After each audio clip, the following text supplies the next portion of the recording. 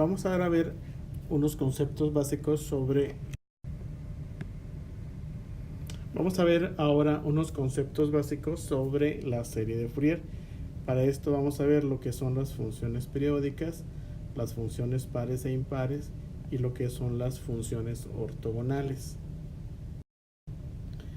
Primero vamos a ver lo que es una función periódica. ¿Sí? De alguna manera todos sabemos lo que significa periodicidad, pero aquí quedará un poquito más claro en donde ustedes ven que hay una función o una serie de datos que se repite constantemente cada cierto tiempo. ¿Sí? A este tiempo que nosotros vemos que existe entre, por ejemplo, pico y pico, le vamos a llamar periodo, pero ese periodo se tiene que mantener en todos los momentos. Por ejemplo, si yo agarro este punto y el punto similar, aquí también tiene que haber un periodo. Desde el inicio hasta el inicio debe haber un periodo, etcétera. De tal manera que la función x más un tiempo, que es el periodo, sea igual a la función original. Y en general, para n igual a 1, 2 y 3 y 4, así sucesivamente, pues esto se repita de manera, ¿okay? De tal manera que el periodo es el tiempo t que tarda una función en repetirse.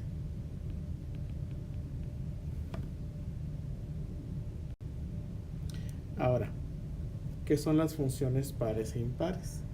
Bueno, pues por definición, fíjense qué es lo que pasa cuando yo sustituyo una función, su variable x, por su equivalente negativo.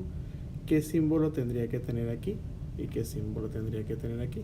Bueno, si vemos aquí ejemplos de función par y función impar, si se fijan, aquí hay un valor menos x, aquí hay un valor x. Fíjense cómo ambos valores son positivos, por lo tanto, aquí sería positivo. Y fíjense ahora, por ejemplo, en una función impar, si yo traigo aquí, por ejemplo, menos xx, aproximadamente, ¿verdad?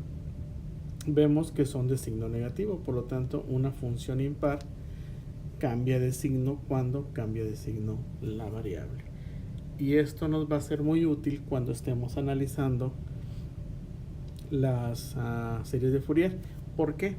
Bueno, pues porque si quisiéramos sacar la integral de una función par, esto sería igual a 2 veces, vamos a suponer que estamos aquí desde menos, no sé, x a x, pues sería lo mismo que sacar 2 veces la misma integral, pero ahora solamente del lado positivo de la función.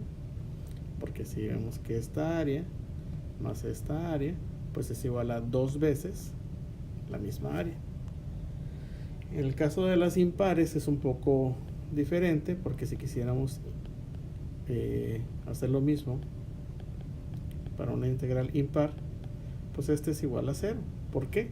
Pues porque el área bajo esta curva y el área bajo esta curva son iguales, pero de signo diferente, por lo tanto se hace 0. Y esto es importante en el momento de nuevo que hagamos las series de Fourier. Y por último está aquí el concepto de funciones ortogonales, ¿sí? Vamos a ver cómo lo podemos aplicar eso a nuestro estudio de la serie de Fourier. Si ustedes recuerdan, cuando estábamos estudiando los vectores, decíamos que teníamos que tener una base para definir a los vectores. Y decíamos que un vector, por ejemplo, era un inicio y un final, y ese lo podríamos representar por medio de dos vectores. Si ustedes se acuerdan, era el vector x y el vector y. Bueno, una de las condiciones para tener un sistema ortogonal es que x fuera perpendicular a y. Y de hecho no es de extrañarnos que en nuestros estudios, en los estudios que hacemos, pues cuando hacemos las gráficas x y y, estas son ortogonales, o otra manera de decir sería perpendiculares. Cuando nos vamos a 3 dimensiones, teníamos con los vectores exactamente lo mismo, nada más que ahora teníamos 3 vectores, era el X, el Y y el Z, ¿sí? Y esos tenían que cumplir con esa condición de que fueran perpendiculares. Y si podemos ver aquí, este ángulo es rectangular, este es rectangular y este es rectangular, de tal manera que se cumple.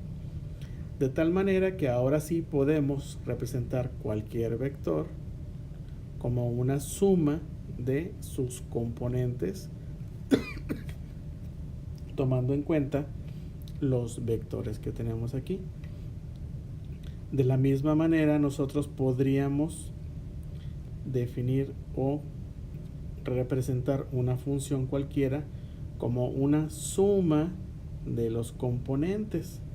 Aquí la pregunta sería, ¿qué funciones podemos utilizar? Y bueno, como ya hemos visto en alguna ocasión, vamos a ver qué es. En el caso de funciones, para que una función sea ortogonal a la otra función, debe de cumplir con esta condición, que la integral de a b de ax bx multiplicada sea igual a 0. Y si de alguna manera una de esas funciones es, al elevar al cuadrado, es igual a 1, se le llama ortogonal normal. ¿Ok? Y un ejemplo de un sistema